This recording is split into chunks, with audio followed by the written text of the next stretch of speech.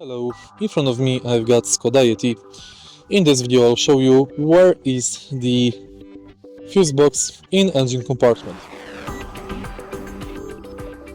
Find fuse box in engine compartment, lift up the bonnet and take a look at the right side of engine compartment. Fuse box is located right here. To open it, unlock these two locks and now you can lift the whole thing up.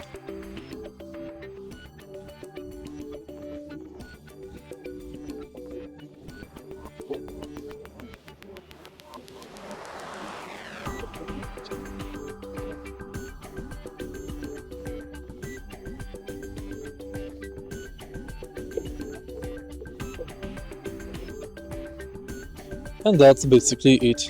If you find this video helpful, please leave like, comment and subscribe.